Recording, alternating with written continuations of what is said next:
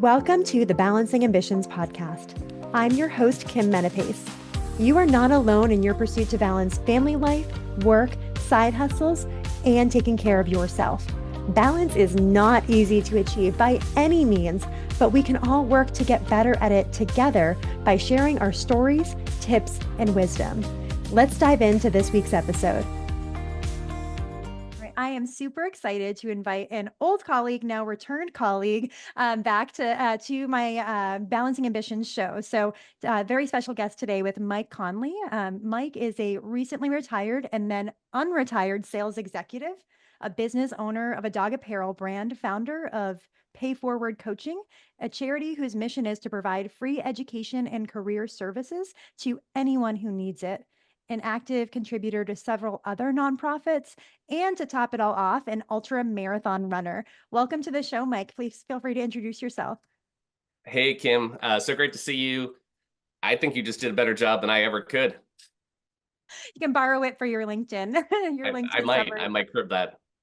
Awesome. All right. Well, I'd love to dive into first your retirement and then unretiring. So I think that you've been so generous with sharing your life, especially on LinkedIn posts in a unique way that I hadn't seen other people utilizing that platform. So I feel like I've learned a lot, but I want to share this story with a lot of folks too. So yeah, walk me through your motivations for retiring early because you were so focused on that for so long and you did it. And your motivations and your how. I think that's incredible. Yeah, I did it, then maybe didn't do it that well, and then undid it. Um, Retiring early was always, for whatever reason, I think I probably know some of the reasons, but from childhood, I always had this dream of retiring early, and I think it really came from my dad. My dad was an auto mechanic, worked very hard, many hours every single day. One of my favorite memories, but I think it was a driving memory for me, was playing Little League. He never missed a game, but he would often show up in the third inning or fourth inning because he was working late and couldn't get there in time, and he'd just be covered in grease and dried sweat, and he wouldn't sit with the other parents. He would sit, he'd stand on the outfield fence and just kind of just be looking in. And I don't know if he just liked to be alone or if he wasn't a very self-conscious person, but maybe a little self-conscious that he was, dirty from work. And I admired it so much. And then he would tell me all the time, he's like, I don't want this life for you. I want you to work with your brain, not with your hands. Like, that's what he always said to me, or not with your body.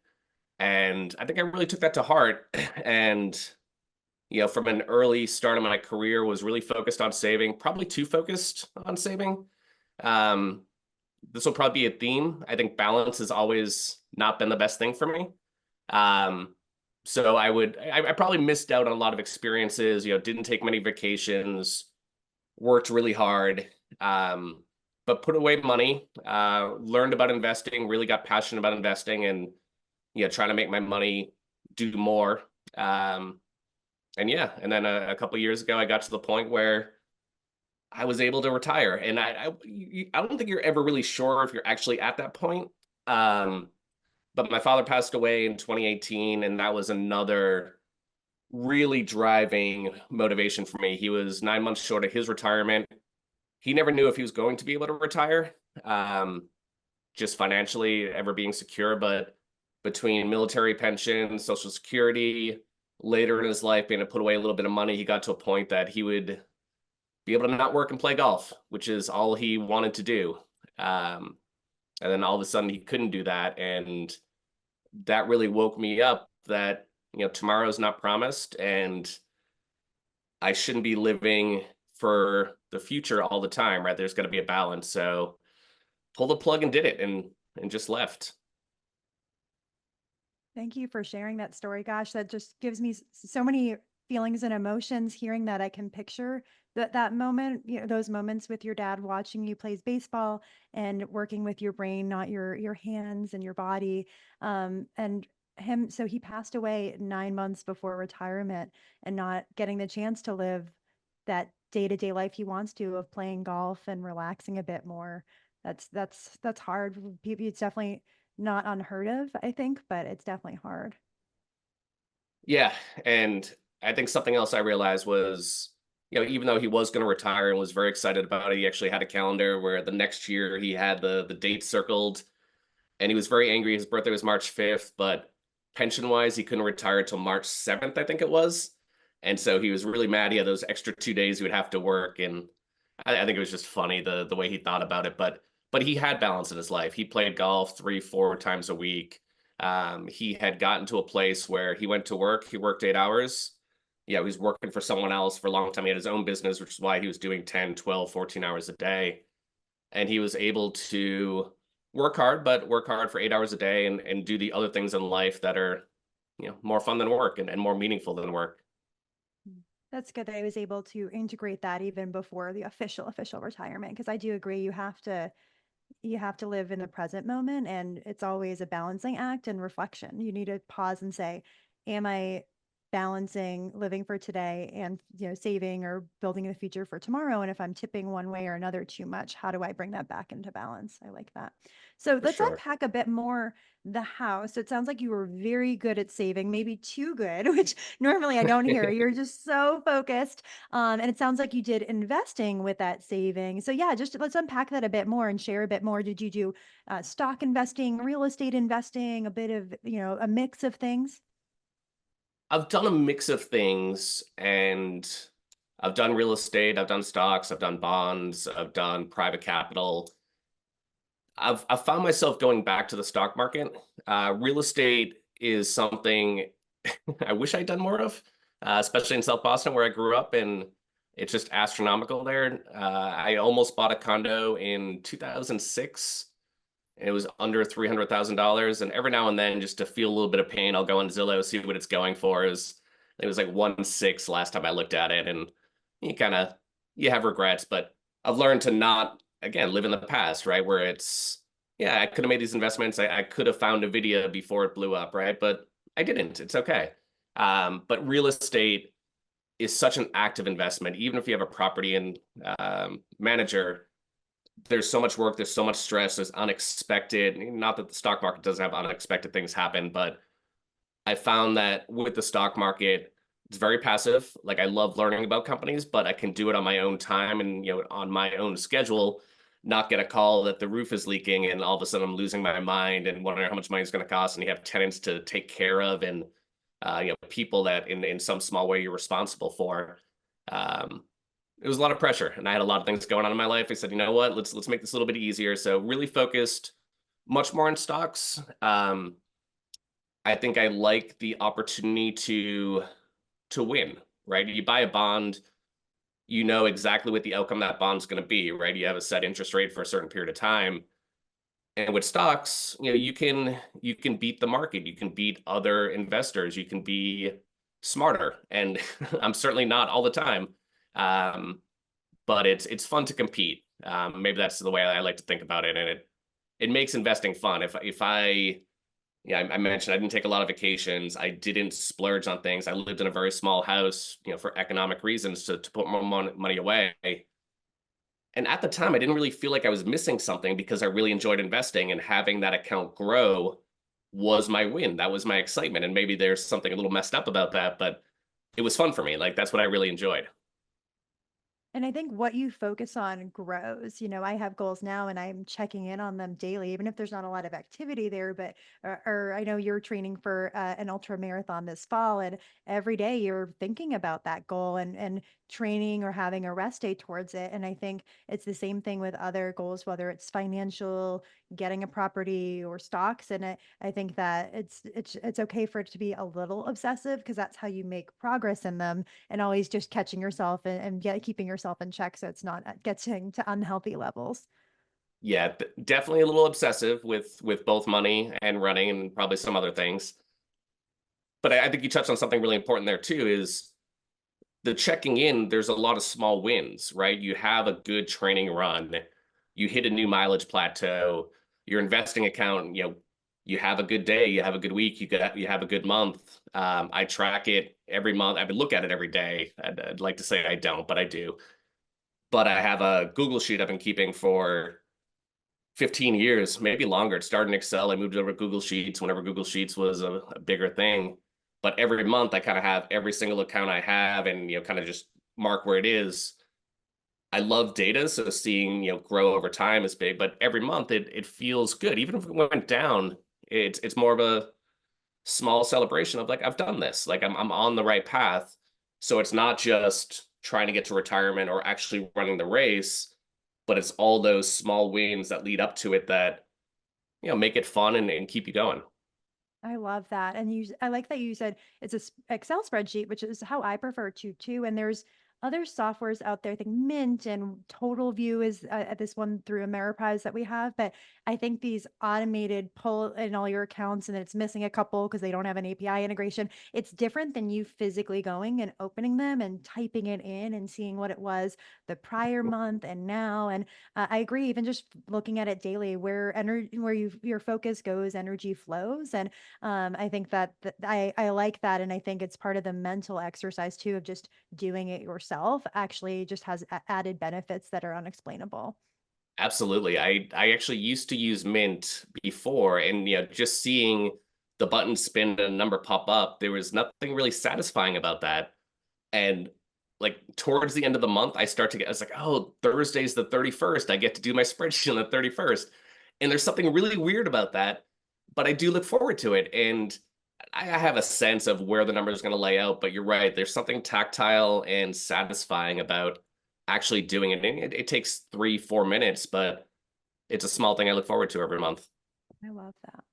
But I want to unpack the stock market investing a bit more because you have a dad with a background as a mechanic, and then you are doing bonds and the traditional stock market, et cetera. And so, as someone who I went into Boston College for business, and I thought I wanted to do a finance focus as well as marketing, and I found that I just didn't have that big picture and contextual knowledge of the stock market. I wasn't exposed to it in my childhood.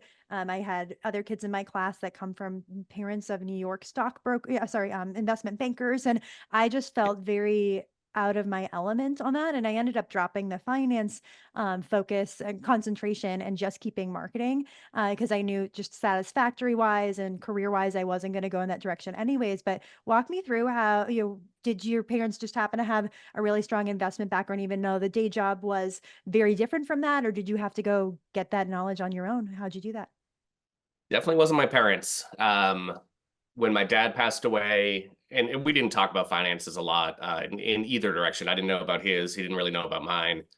But when he passed away, and I was kind of, just kind of getting everything in order, I found that, the savings he did have, everything was in like cash accounts, and he had some CDs that were paying like 1.5%. I'm like, oh, Dad, like I should have talked to you more about this. Um, but I think like a lot of people who grew up in blue collar backgrounds, they didn't trust the stock market or they didn't think it was for them, right? And my dad was very good with money in terms of saving money, and he was very practical. I definitely got that from him.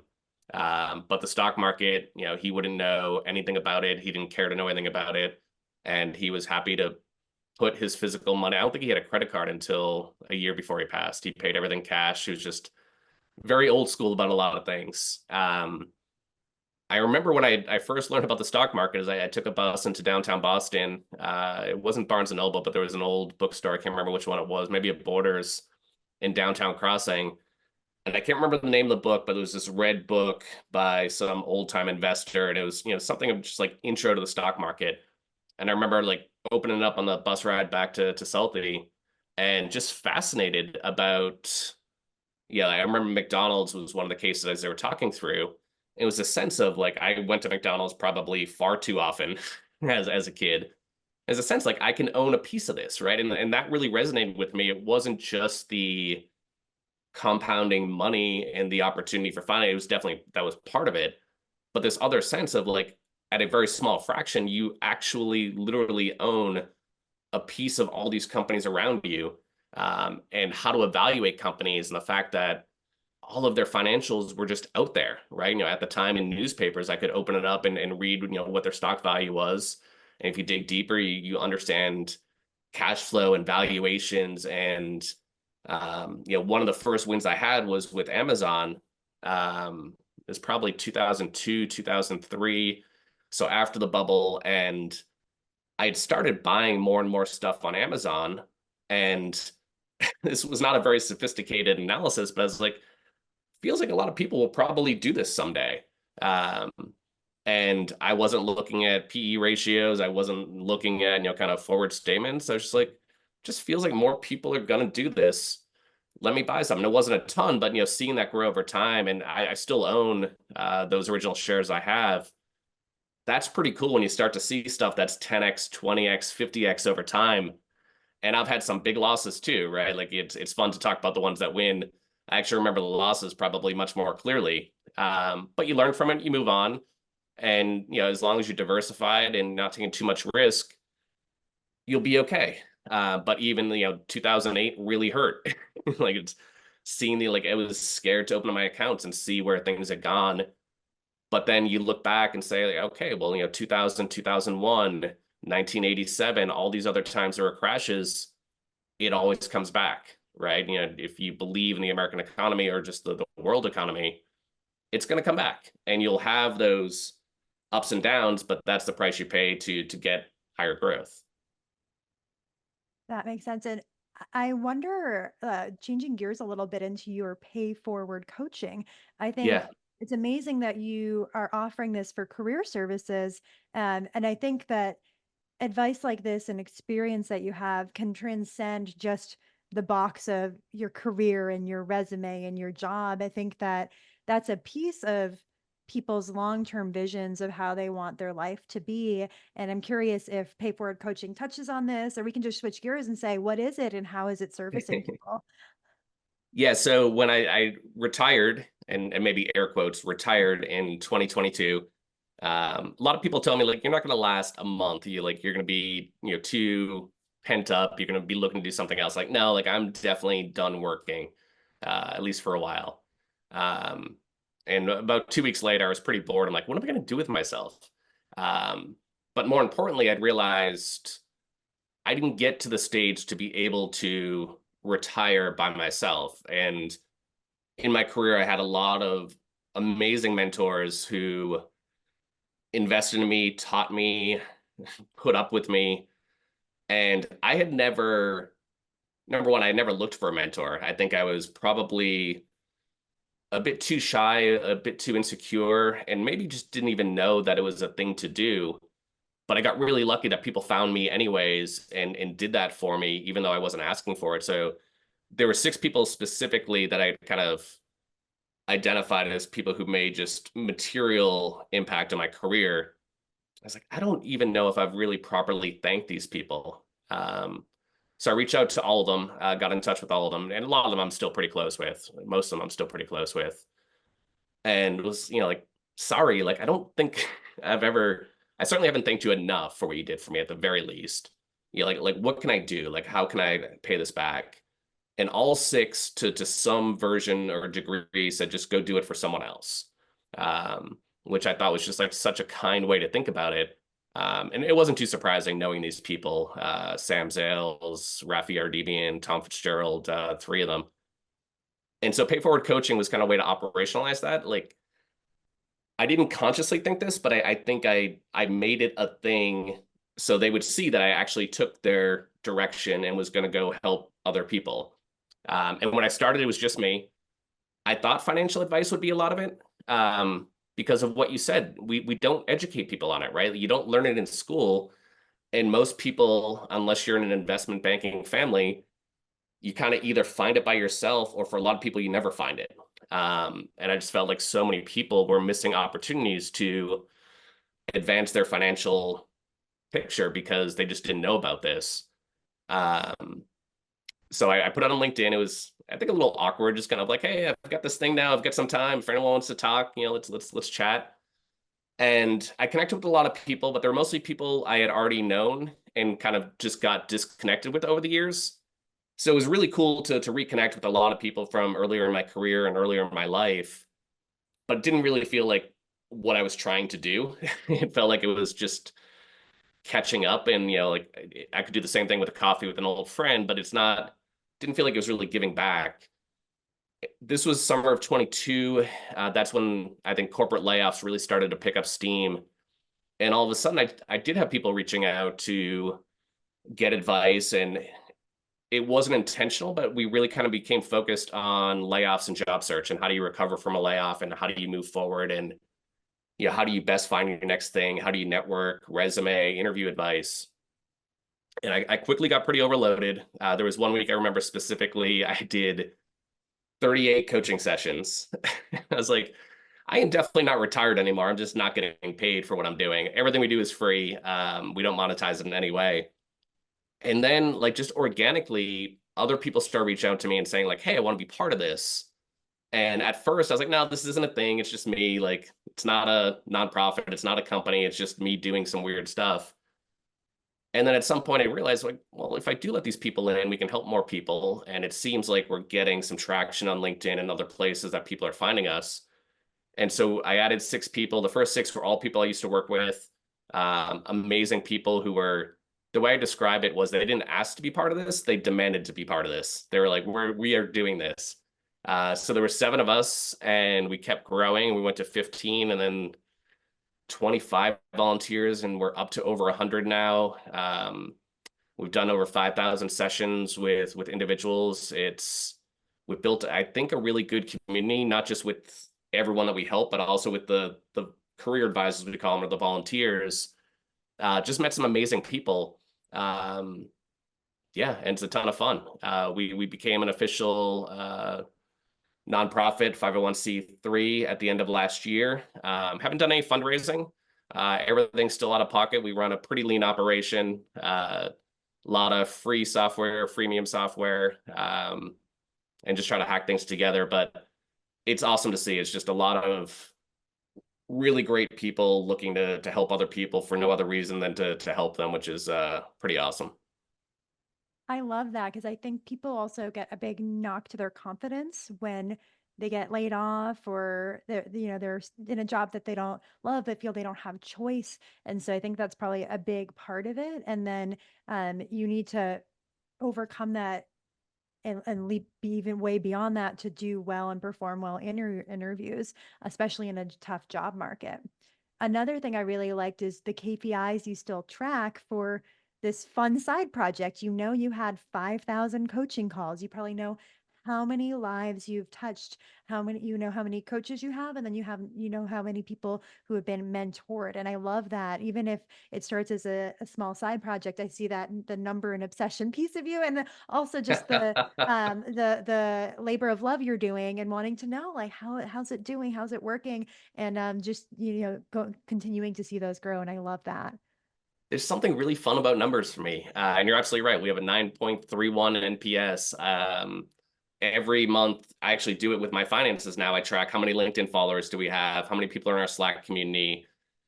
We've got a real-time tracker of how many sessions we've done, how many people we've worked with. But yeah, any number you want to know about Pay Forward Coaching, we've got it someplace. And again, like those are the fun wins, right? Like seeing those milestones. We have a woman in Paradise who volunteers with us and she runs all our social media.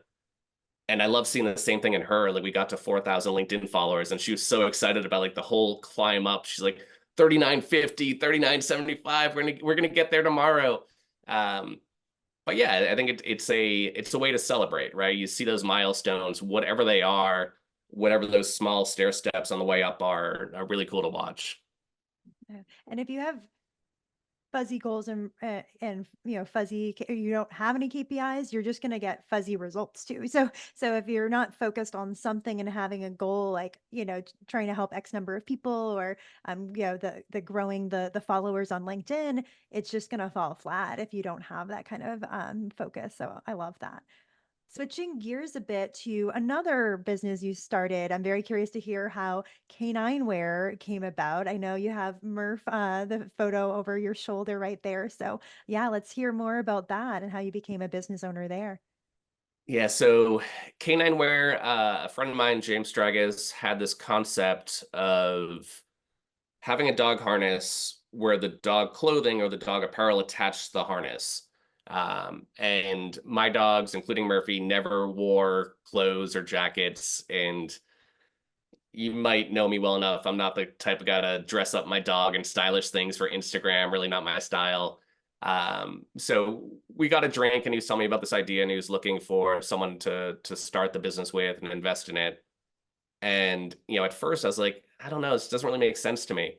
And then he explained what problem it was solving is that there is no uniformity to how dog clothing is sized. And if you buy dog clothing off the rack, it almost certainly isn't going to fit. Again, no standardization of sizing. Every dog breed is different.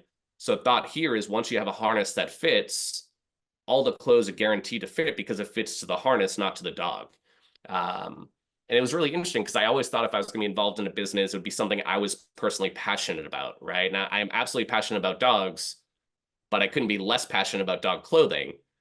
But it was a really interesting idea. It was an opportunity to do something with a friend, and it's growing. It's not a huge source of income right now, but we've got a partnership with Tommy Bahama, which is incredibly exciting for us.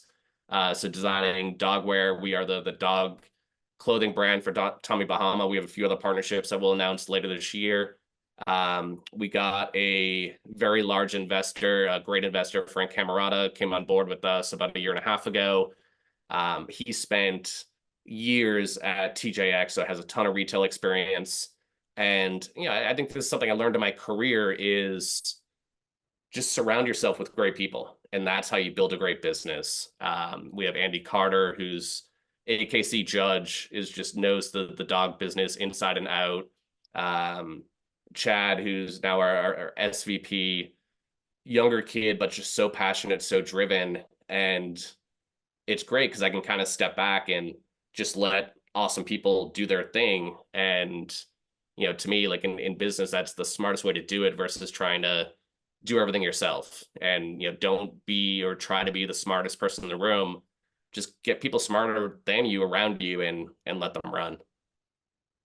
Yeah, I 1,000% agree. I think that stay where you feel an expert. And if you don't feel like an expert or you feel a bit anxious and in over your head, you need to hire someone, whether it's you partner with someone, you have, a kind mentor that's just giving you free advice or paying money to, we have beefed up our bookkeeping, our tax strategist, our lawyer for our personal finances and all that. And then also for our business. And I feel so much more empowered than I did a year ago. And I'm learning so much from these people. And they're not cheap, on an hourly rate for a lawyer or your accountant. But I am just picking their brain and realizing that I'm learning skills that are applicable to so many businesses, not just this business.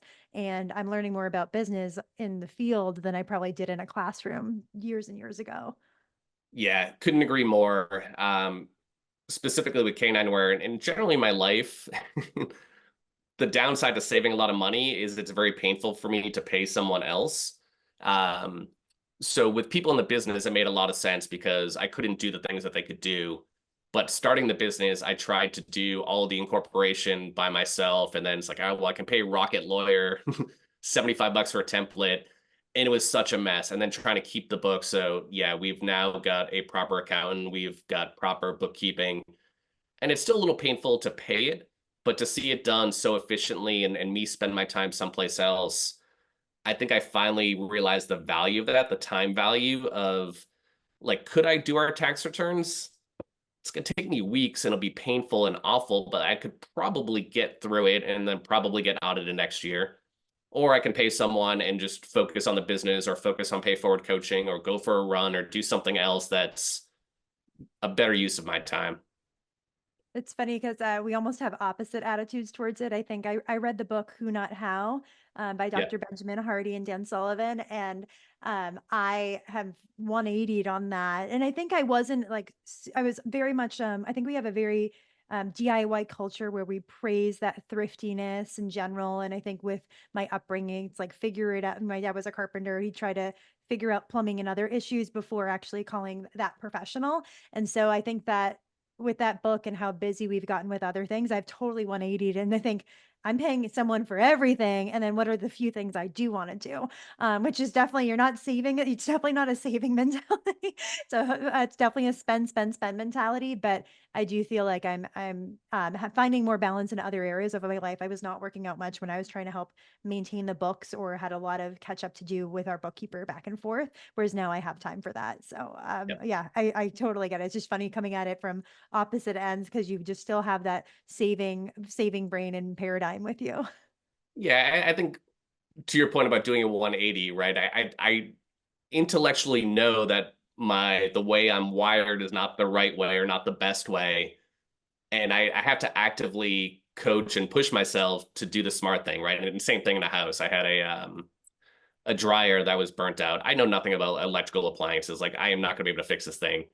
And sure enough, I spent 3 days taking it apart and going through YouTube videos, and it's like, just call the electrician to come in and fix it. It'll be a couple $100, and I wouldn't have spent 3.5 days doing this. So I'm trying to get better at it, but I'll still find myself going too far down rabbit holes that I know are not going to have a great outcome. Old habits die hard. We know that.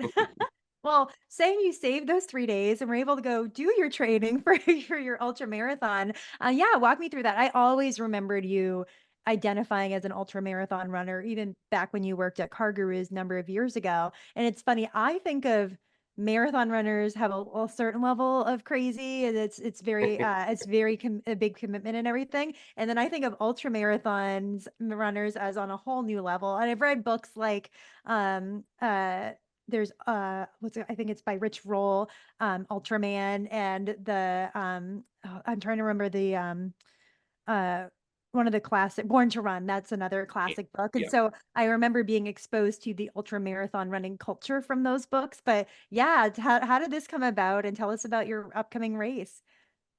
So I don't know if I even identify as an ultra runner, but I'll go through it. So I used to be a big brother with Big Brothers Big Sisters, and there was a 100-mile bike ride we did every summer as a fundraiser. And I am not a biker, but you can fake your way through 100 miles on a bike. You can get on a bike; it'll hurt, but it'll be a long day, and you got the crowd there; they'll carry you through. So Big Brothers reached out the following year and said, "Hey, we have Boston Marathon bibs.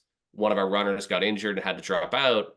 And I think they assumed I was a runner because I did the bike rides every year, and I hadn't been a runner since I did 5Ks in high school in cross country.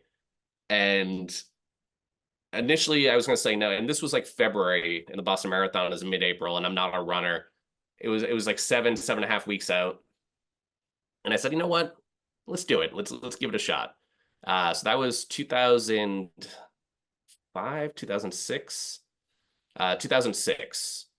Not take that back, 2005. So did the Boston Marathon. It was awful weather. We had just heavy rain, and I finished in like 4 hours, 13 minutes. Not a great time, but I finished. Definitely some walking in there. And growing up in Boston, the reason I did it is I grew up in Boston. I went to the Boston Marathon every year. And every year I'd be like, next year I'm going to get in shape and do the Boston Marathon.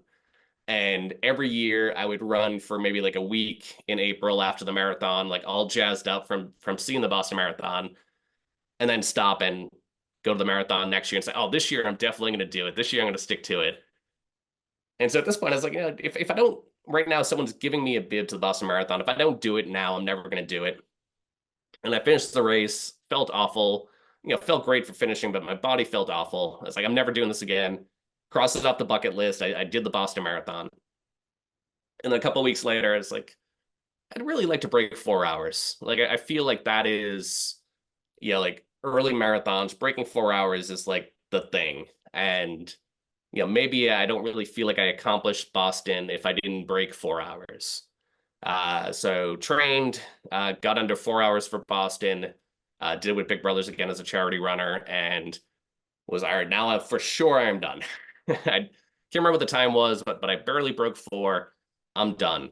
Um, and then I was like, oh, no, I wonder how fast I could go. And I never thought I'd be able to qualify at the time. For my age, a Boston qualifier was under 3 hours, 10 minutes. So that's an hour off of where I was. was like, but maybe I can get under 3:30. And I kept doing marathons, qualified for Boston, ran Boston as a qualified runner, which I thought that was going to be the end. And then I thought, oh, well, maybe, you see people who streak Boston, they run it 5 years in a row, 10 years in a row. It's like, well, maybe I just keep qualifying every year and see how long I can do that. Um, my qualifying time was 3:09:43. So I beat it by 17 seconds. And everyone would say, oh, wow, like what a well-paced race, like so strategic. Like you got yourself, I was like, that is literally as fast as I can run. And I'm just lucky that it was 17 seconds below what the threshold was. Boston Marathon lowered the qualifying time to 3 hours. I was like, there's no way I can do that. And I didn't even try. Like I knew my body would never do a 3 hour marathon. So the Boston streak was over. And then I was like, all right, well, what am I going to do now? And it felt like the two options were triathlons or, run something longer than a marathon. And I didn't like the idea of triathlons. I think mostly just the equipment. Like, people have these super expensive bikes, they have these super expensive wetsuits, and like you can get an advantage the more money you spend. And what I liked about running was you're basically all wearing the same shoes, and it's just who puts more time in, who puts more effort in is going to be the winner. It just felt very fair and equitable and natural. So I went the ultra route. I did a 50 miler in 2010. And I was like, oh, I wonder if I could do 100. Like that feels like the threshold. Got to 100 in 2011. And then, basically almost every year since then, I've tried an ultra. And I think I'm 5 for 9 in getting to 100 miles. So I've got 500 milers and then 4 where I was going for 100 and finished somewhere between 55 and 80 miles and called it quits. So it's about a coin flip if I'm going to finish or not. But I love ultras. I think it's number one, the community is amazing. You're not racing each other, you're racing with each other. And racing is probably not the right word for 100 miles. You're not going very fast, but you're running, you're competing with people, not against people. They are so helpful, so supportive. You feel a lot of love when you're running an ultra marathon. It's really cool. And the 5 times I finished are 5 of the best feelings of my life. Like there's something about that accomplishment that, right now it's really like just trying to hang on. Like, can I do it again? I'm getting older. It's getting harder. But can I push my body to do it one more time? And if I get there next month, I'm running the Ghost Train Ultra in New Hampshire. If I finish 100, I'll probably tell everyone that's absolutely the last one, never doing this again. And then once my body heals and I forget about the pain, like you don't remember the pain of an ultra marathon. You remember the highs, the good feelings. So probably sometime November, December when I'm healed up and I remember all the good stuff, I'll probably find another one and try another one. I know there is this, I'm never doing it again. I can't even walk up a flight of stairs and not in pain for several days after. And then you forget about it and say, oh, I could do that again. I have Absolutely. two, That's, the cycle. yep, absolutely. I have 2 questions for you. One is the logistics of an ultra marathon. I think I'm vaguely familiar, but if for other folks you may not be. And then 2 is your training that and how changes you had to make to get from even to 3:30 into 3:09. So we'll walk into through that in a second. So correct me if I'm wrong, because I got exposed to an ultra marathon's logistics because I ran the marathon race in July in Winchester, Massachusetts, and it's at night, and it was 3-mile laps around this lake. And so you had to do a number of those until you finished the marathon. And they were doing several different races. And so the ultra marathon runners started with us. And the goal was to run for 24 hours, I think, or get as many miles as you can in Yep. 24 hours. So I got to go home around 11 p.m. and I've never done another marathon since. I was serious when I said, no, I'm never doing another one after my 4th one. But for you, is that right? Is that how roughly these are set up? Is that type of loop for the safety of everyone and for the support crews? There are a lot that are set up like that. Those are the only types I've done. So the first one I did was up in Wakefield. It was called the Race Around the Lake. And same thing, Oh, maybe that's what I meant, not Winchester. It might have been Wakefield. I can't remember. it was definitely Wakefield. They did that race for 20 years up there. It was exactly that. You did 8 laps to do a marathon. They had a 12-hour race, they had a relay race, and they had the 24-hour. So that was my first 50 miler. I did the 12-hour there. I did 50 miles in about 10 hours and said, I'm done. I don't need 55. I don't need 58. I'm done. um, I like those ones a lot. There are point-to-point ultra marathons. There's people who run 100 miles where you start one place, you end up 100 miles later. Logistically, I've only done the loop courses, the Wakefield one, the 3 mile loop. There was Anchor Down in Rhode Island. That was a 2.5 mile loop that you do down there. I did one in Texas. That was a 16.5 mile loop. that was too far. I love the loop ones because you're seeing the same people over and over again. You see the same people on the course. You see the same fans. If someone comes to watch you, they can see you many times, not just try to like drive and see you once or twice on a point to point. But also, to your point, logistically, I have bags and bags and bags of stuff. I've got, I mean, you change shoes, you change socks, you change clothes. You need battery backups for stuff. You want all your own food, all your own drinks, the stuff that you're training with that you're used to. So I would set up folding tables with all my stuff. And for the shorter ones, every 2.5 miles, every 3 miles, I get to be with my people, with my stuff, do my aid station, whatever I need to do. I can't imagine doing a point to point. A lot of people will have a van that follows them along, and I don't think anyone likes me enough to drive 100 miles watching me run. I don't know how many people I would do that for. Yeah, so I love the loop ones. Wakefield was a great one. I was so sad when they stopped that one. And 2016 or 2015 was the last year they did it. But it was good because it forced me to go find other ultra marathons, because I'm a person of routine. I would have just done that race, I think, over and over again for the rest of my life. So them shutting down the race forced me to go find some really awesome races. Anchor Down in Rhode Island's amazing. I tried Ghost Train last year. I finished 60 miles last year at Ghost Train. That's a point to point. You go 7.5 miles out, 7.5 back, which is a little far. Like you're only coming back to your stuff every 15 miles. But they've got great aid stations and they've got great people. So I'm really looking forward to that one next month. I didn't realize there were so many ways these could be set up. And that's exactly the one I did. I did it in 2012, I think. So if it ended in 2015, that timing makes sense.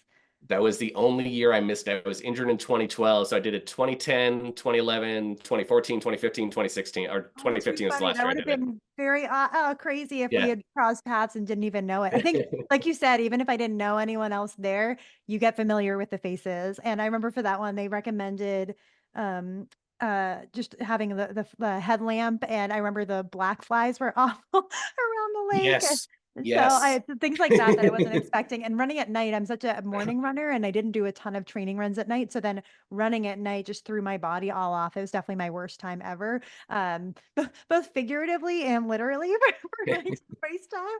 But good experience. I You got may to want end to on I'm done with this phase for now. you may want to give marathons another chance, because that is a really tough marathon to do 8 laps of the same thing over and over again. Yeah, that's you may want to try to point something with a bigger crowd. You might like it more than that one.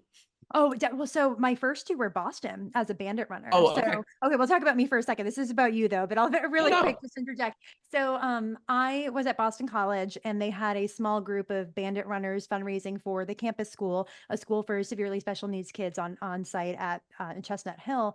And so I tried to train for it my sophomore year, and I got injured with 4 really bad stress fractures. I had to go back to doctor's appointments over and over again. They're like, we wonder if you might even have like bone cancer. It wasn't that. It was just really, really Yeah. low calcium.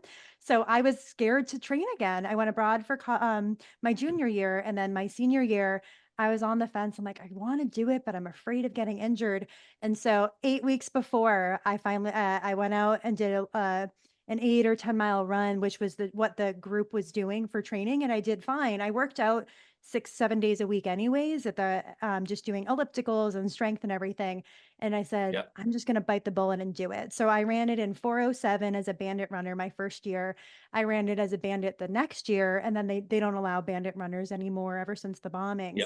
So I registered for the New York City Marathon Lottery forgot about it for months and months and months. And then I got an email that said I got a number, and I'm like, oh no, I have to do it. And I wasn't scared, but I just wasn't expecting it. I had forgotten about it. And I think I got that shortly after the Boston Marathon the second time. So I said, okay, I got to gear up and do this. And so I did New York in 3:59. My goal is to get under 4.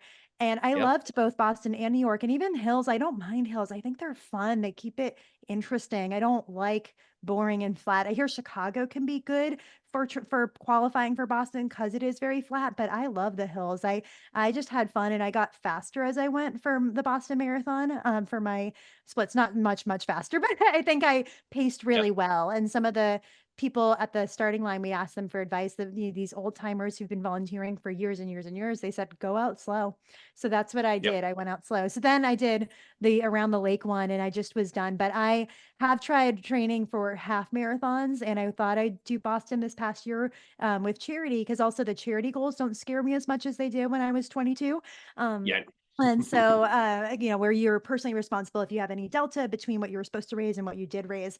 But I think that the timing for training, because I now know a lot more about zone 2 training. I'd probably hire a coach because I'm so overthinking everything all the time that I need someone to just tell me what to do, which is why I have a personal trainer for strength training now. Like, tell me exactly what to do and I'll follow it. Otherwise, I'm going to overtrain or try to do extra or beat myself up over stuff. So that's my marathon career. I do want to do Boston. I grew up watching it. I grew up in Jamaica Plain and then moved to the suburbs when I was 10, but I had aunts and uncles run it. I still get emotional watching it every year. I'm close to the starting line now, so we'll go watch people at mile 2. And even on TV, I like tear up for some reason just because it's Yep. it's such a big part of Boston culture that people don't get if they're not from Boston. Yeah, it really is inspirational. And yeah, I was said it kind of funny, but like it really was like every year when I went to Boston, I got inspired to marathon train, and that inspiration only lasted a week or two, but it really was. I walked out there a buzz of you just see normal people doing awesome stuff, and you see people, it's their first marathon, they're doing it for charity, and the crowd just carries them through. Boston College specifically, the first time I did Boston, coming up to the hills, I hate hills. I don't know how you enjoy hills. So fun. Heartbreak Hill, Heartbreak Hill, which if you're not running a marathon doesn't look that scary, but you're 18 miles in, all of a sudden that's a steep hill. So I'm coming up and I see there's all these frat kids at the top of the hill, and I've got these stereotypes about frats. I'm like, oh, they're gonna be awful. And at that point, this is my first marathon. I'm walking a little like, oh, they're gonna make fun of me for walking, and I have my name on my chest, trying to get people to cheer for me. A lot of people do that. And I was like, oh no, they're gonna know who I am and start making fun of me. And instead, what happened was, and I could hear them like yelling something, and I was like, oh no, like what are they doing? And what they were doing, they had some fight song. It might be a BC fight song, and they would find someone who was struggling and that had their name on them, and they would do this fight song. So I'm coming up the hill and I hear like some buzz. They're yelling something. I'm like, oh, they're probably yelling something awful. This is going to be miserable. Just stereotypes about what frat kids are going to do. And what they were actually doing was they had a fight song, and it may have been a BC fight song. And they would find someone who was struggling, who had their name on them. And they were doing this fight song with their name in them to build them up, build them up. And it had this big crescendo at the end, and everyone would cheer. And then they would start with someone else. And I was like, this is so uplifting. I never would have imagined like you got these college kid strangers and they're spending their day trying to help someone get up a hill with energy, with words. And I was like, wow, this is really, really special. Cause I think I'd only watched Boston from the finish line, which is amazing. But then, doing it and seeing people in Hopkinton, seeing people in Newton, it's like, wow, there are just, it's different experiences the entire way. And now I try to watch it around like 18, 19, 20 when people are struggling, because I think there's something really inspirational about that of seeing people at their toughest moments, but still fighting through it and still pushing through it. It's awesome. Oh, I love that. I find the hardest part for me is from 50% to 75%. That like middle, that part is my hardest part of races or just runs and mentally. I think that that's the part I feel like is the hardest. And then that last quarter, it's a hard last bit of that run. And I find it's really intimidating rounding the corners at Boylston Street, where the crowds are so deep and so many eyes are on you. Yep. The runners have spread out so much by then, and I don't usually know anyone, and I just feel like I am struggling and muscling through those last steps. And then I'll get a text later, and my cousin saw me. I'm like, oh, I hope I look strong at the time when she saw me. So I think that I will run it. I'll probably have to talk to you to give me a pep talk of when's the best time. Probably not 2025. Let's say 2026. You're going to keep me honest that I'm going to train and run for a charity, because I still Let's do do want to it. do it. And I visualize when I was training last summer for a half to build towards a full. I was going to run with Family Reach Foundation. And I picture like my kids seeing me cross the finish line and giving them a hug after, and like Yeah. hope, them being, I know they're always proud of me, even if it's something silly here. But I think about that for me, because I never got it medal. I did it as a bandit. And so I've done it twice, but not really technically. And so I think it's just going to be a buildup of one of those like life milestones that I still think about and dream about. And when I would do those training runs, I'd be visualizing that. So someday, Yeah. it wasn't in the cards this year, but it'll come. It's been almost 20 years since the first time I did Boston, and I still vividly remember the face of the woman who put the medal on me when I finished, and me just breaking down in tears. And it was just the accumulation of everything you just talked about, of like all that mental stress, the energy, finally doing Boston, having a really tough race, but getting to the finish line. It's yeah, I will remember that moment for the rest of my life. Oh, it's one of those. Oh, I think we have to end on that as a high note. We don't even have to go into training a bit more. But it's probably another, or maybe I'll have you back to talk more about that. But yeah, so I wanted to wrap things up. I want to ask you, what's your biggest tip you'd give people for trying to balance the different ambitions they have in life? You have various facets, from physical goals, financial goals, charitable giving goals. So yeah, what's your biggest tip you give people? It's funny. I think I'm the last person to talk to anyone about balance. It's not something I do. I think I wouldn't tell people, I would tell people to do everything they want to do. Um, and to do that, you're going to have to cut out the things that you don't want to do. And to me, that was, I think, really the underlying philosophy on retirement was like, I like work and I really enjoyed my time at CarGurus specifically, just great people. But if I wasn't getting paid, I wouldn't go, right? I don't love work. I like work. I love running. I love doing pay forward coaching. I love investing. I love canine wear, which doesn't feel like work. It feels like a project, a passion. Um, and I think the only reason I can do all those things is because I love all those things. Um, but to do that, you have to cut out the things that you don't love. And obviously, cutting out work is really hard. But what are those other things in life? The bookkeeping, the trying to fix your own appliances, the stuff that you waste this time on that you could be doing something you love. And there'll be trade-offs, right? It might be money trade-off, it might be time trade-off. But find those trade-offs. And if you're spending more or most of your time doing the stuff that you love, it doesn't matter how busy you are, you're going to be really happy. I love that. That's such a great tip to end on. Well, thank you so much for your time, Mike. I know you're incredibly busy, and we really appreciate having you today. Thanks so much for having me, Kim. It was great. As always, if you enjoyed this show, please leave a review, because when you leave a review or share an episode, you make it easier for someone else to find us and benefit from these stories and tips we share. There is a link to everything we talked about in the show notes. Thank you all for listening to the Balancing Ambitions podcast, and have a beautiful day.